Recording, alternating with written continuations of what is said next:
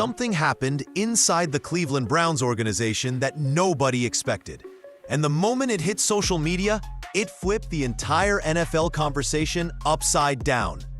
A single clip, barely a few seconds long, suddenly had fans, analysts, and even former players asking one question: what is really happening in Cleveland?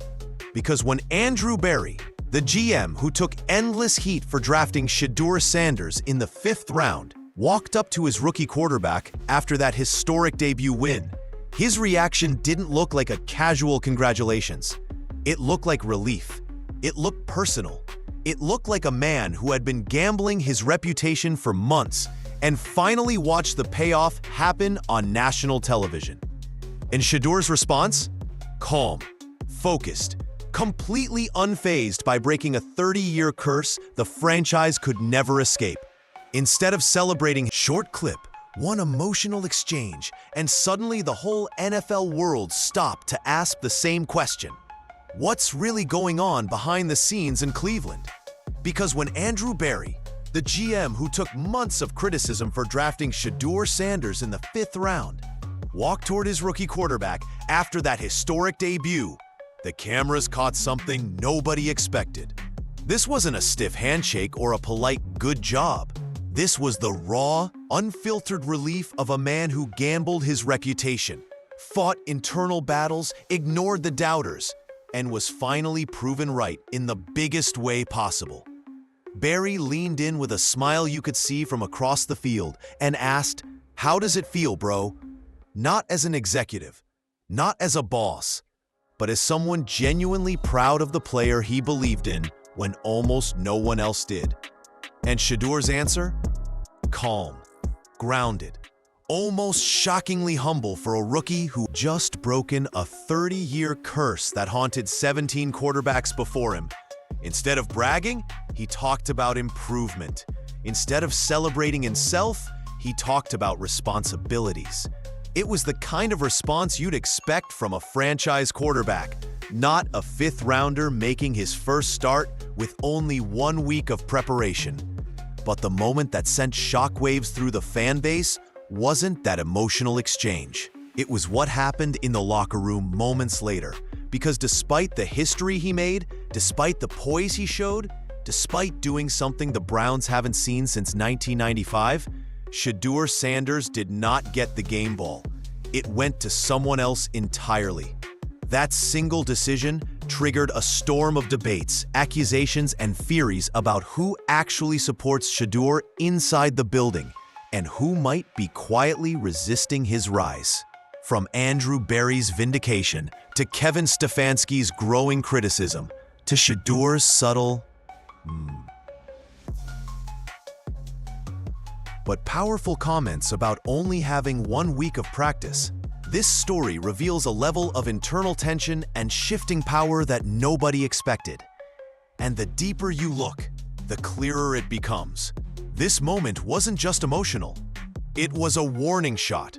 If the viral clip with Andrew Berry showed how much the GM believes in Shedeur, the game ball situation revealed something very different and far more alarming about the power dynamics inside the Browns locker room. Because when a rookie quarterback ends a 30-year drought, shatters a 17-game curse, and delivers one of the most important first starts in franchise history, everyone assumed the moment would end the obvious way, with Shedeur Sanders holding the game ball, surrounded by teammates cheering him on.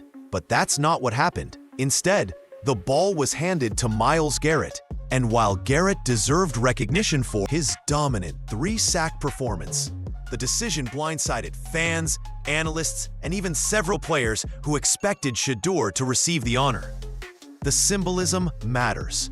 A game ball is more than a souvenir. It signals who the coaches believe led the team, who they trust, and who they're ready to elevate as the face of the franchise. So when Shedeur didn't get it, people noticed. Social media erupted within minutes. Fans questioned whether the staff was reluctant to fully embrace Shedeur's rise. Former players called the move tone-deaf. Analysts pointed out the obvious. Garrett has had dozens of elite games, but Shedeur's achievement was once in a generation. It felt like a moment designed for him, and somehow, he wasn't even in the conversation. What made the situation even more complicated was Shedeur's calm reaction afterward. He didn't complain. Teammates and focusing on improvement. That maturity only intensified the debate. If he handled pressure this well with 1 week of practice, what else could he become if given full support? And that's where the controversy hits harder. Because the game ball wasn't just about a celebration. It exposed the internal divide between a GM who clearly believes he found his quarterback of the future and a coaching staff that still hasn't fully committed. It raised questions about politics, loyalty, and whether certain leaders inside the building are resisting the momentum Shedeur has created. But the truth behind that tension becomes even clearer when you look at Shedeur's post-game comment, the one sentence that shook the entire fan base. And what he said next made the Browns' decision look even worse. The second Shedeur walked into the tunnel, before the media, before the interviews, before the noise of the locker room, Dion Sanders was standing there waiting for his son. And the look on his face said everything. This wasn't Coach Prime, the celebrity, the showman, or the cultural icon. This was a father who had just watched his son step into a legacy that people doubted he could carry.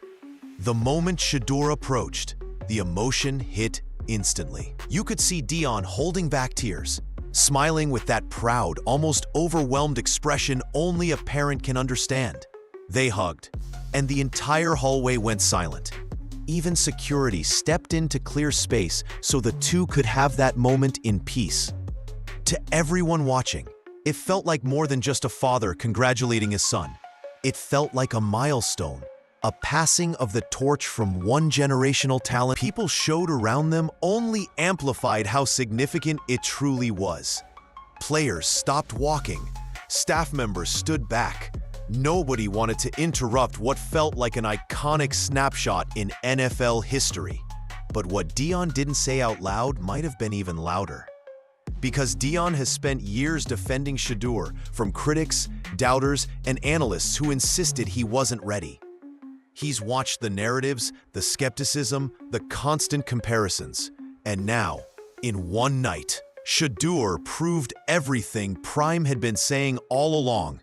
On the field, under pressure, in a moment that demanded greatness. The beauty of it was how Shedeur handled it afterward.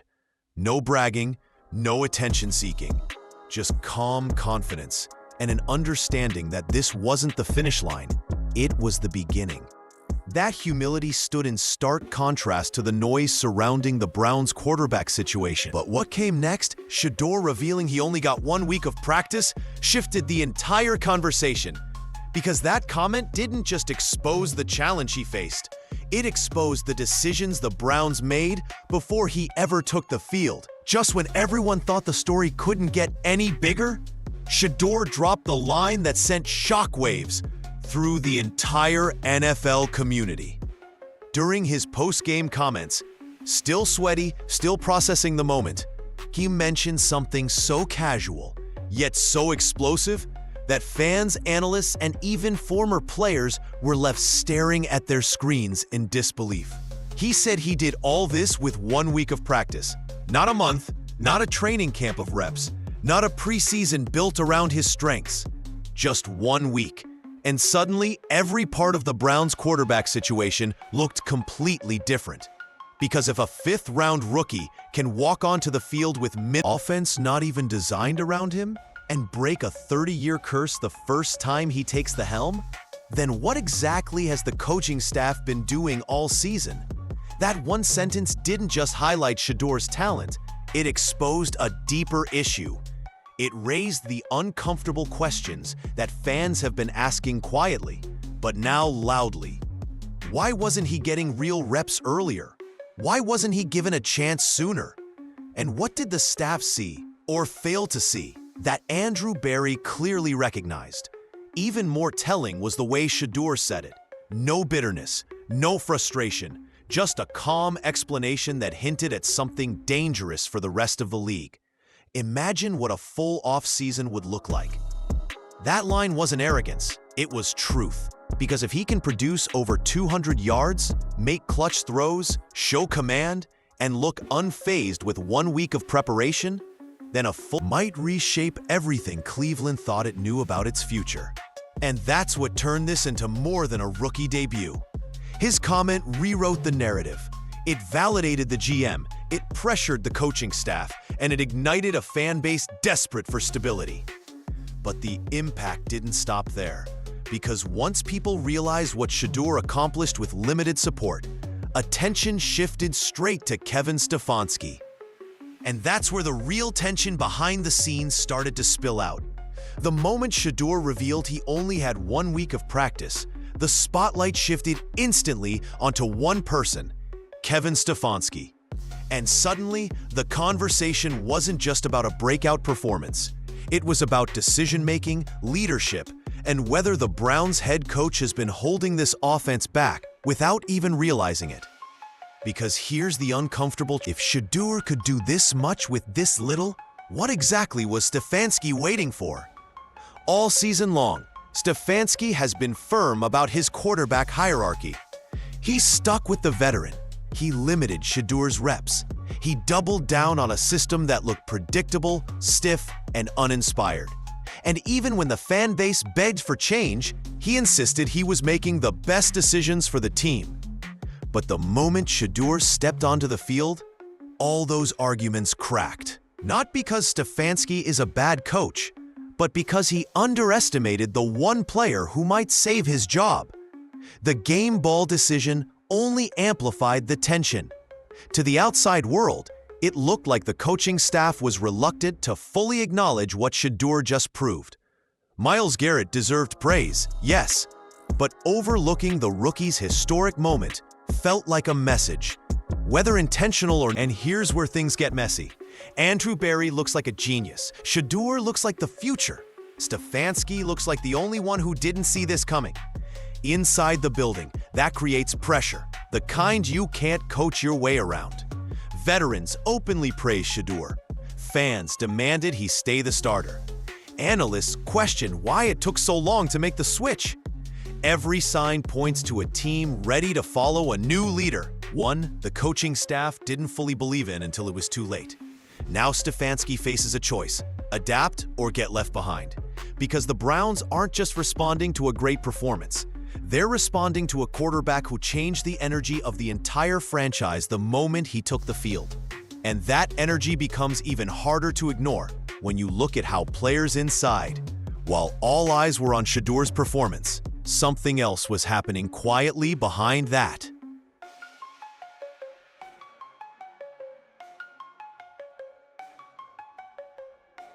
The scenes, something that shifted the balance of power inside the Browns organization more than any single game in recent memory. Andrew Berry didn't just draft a quarterback. He bet his reputation, his vision, and his long-term plan on a player most teams ignored. And when Shedeur delivered one of the most historic debuts in franchise history, Berry's stature inside the building skyrocketed instantly. Suddenly, every narrative that questioned his talent evaluation evaporated. Every analyst who mocked the pick had to reconsider. Every internal voice that doubted Shedeur now had to answer to the GM who stood firm from day one. And that viral clip, the smile, the pride, the "how does it feel, bro?" wasn't just a sweet moment. It was symbolic. It showed a GM who didn't stumble into a success story. He created one. That's why the contrast between Berry and Stefanski. Berry is trending online for finding the franchise quarterback in the 5th round. Stefanski is trending for not giving that quarterback the game ball. Berry is being praised for his conviction. Stefanski is being questioned for his decisions. Inside an NFL organization, moments like this matter. They reshape opinions. They alter influence. They determine whose voice carries weight when tough decisions have to be made. And after Shedeur's debut, Berry's voice has never been louder. Even players seem to recognize it. Several veterans reportedly approached Shedeur after the game. signaling that the locker room feels different with him at the helm. That kind of shift almost always empowers the GM who believed in the new leader and puts pressure on the coach who hesitated. Barry now has something he didn't have before: undeniable proof that his vision is working. And when a GM's vision aligns with fan energy, player becomes almost impossible to ignore. But Barry's rising power isn't the end of the story. Because once the locker room began reacting to Shedeur's breakout, the internal battle over who should lead this team became even more intense. And that's where the next chapter of this drama truly explodes. If the locker room was buzzing after Shedeur's breakout, social media was absolutely on fire. Within minutes of the final whistle, clips of his throws, reactions from teammates, and even sideline mic'd-up moments were everywhere. But one thing became immediately clear. This wasn't just excitement. This was a full-blown takeover. The kind of surge that shifts narratives, pressures organizations, and forces national media to pay attention. You couldn't scroll for 5 seconds without seeing Shedeur's name trending. Fans were posting highlight edits. Analysts were breaking down every throw. Former players were calling him the spark Cleveland's been missing. Even rival fan bases chipped in, admitting the Browns suddenly looked dangerous with a rookie who wasn't supposed to see the field this soon. But what really pushed the conversation into overdrive wasn't the highlights. It was the game ball controversy. Social media exploded with anger that Shedeur didn't receive the ball after making history. Hashtags were everywhere. Debates spiraled into viral threads. Meme pages dragged the coaching staff for missing the moment, while others argued it revealed deeper issues inside the building. The takes weren't just loud, they were unified. People felt Shedeur deserved that recognition, and they weren't shy about saying it. Then came the clips of Shedeur and Andrew Barry, which took on a life of their own. Fans loved the authenticity. They loved the respect. And most importantly, they saw something real. A GM who believed in his guy from day one.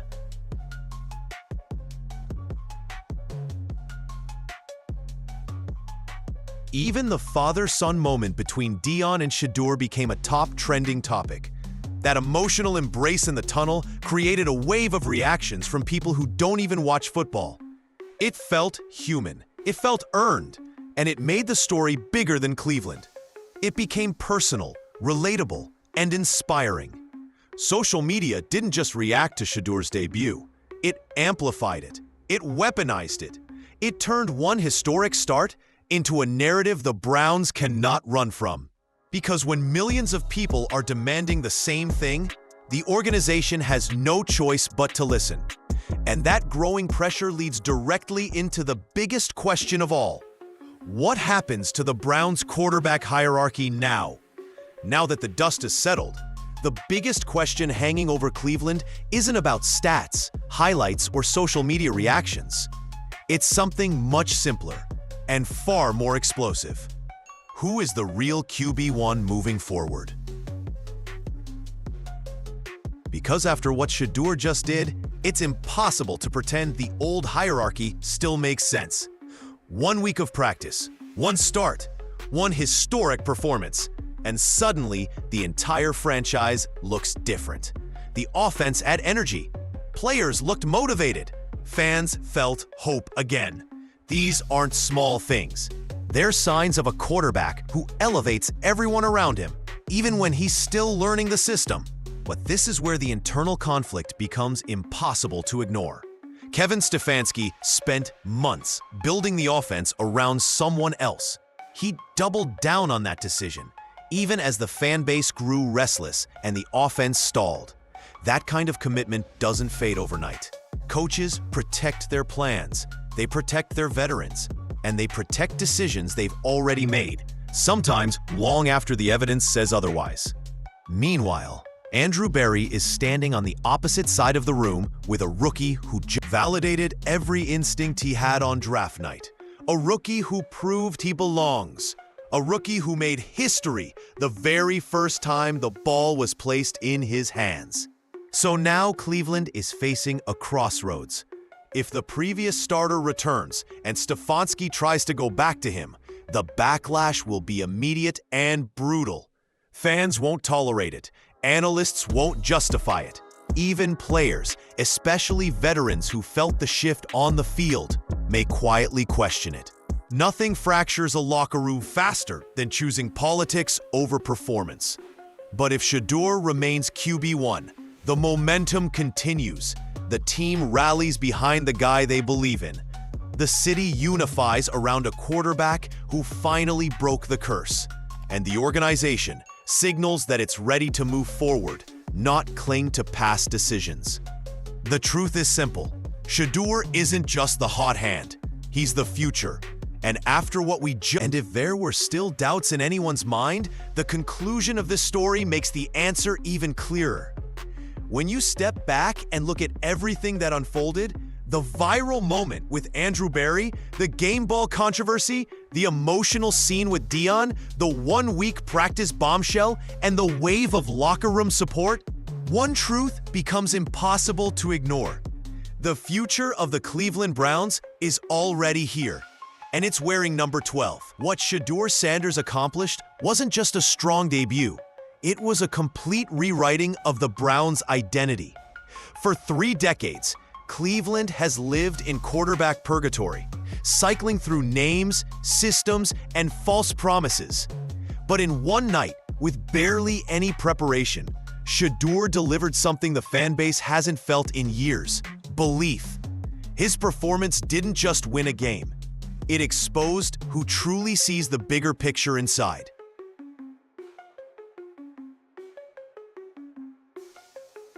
The building. Andrew Berry saw it early. Veterans felt it instantly. Fans recognized it immediately. Even national media admitted Cleveland suddenly looks different when Shedeur is under center. That kind of impact doesn't happen by accident. It happens when a quarterback elevates the entire franchise just by stepping onto the field. And that's what makes the next chapter so important. The Browns can't treat this like a temporary spark or a lucky moment. They can't go back to old patterns or safe decisions.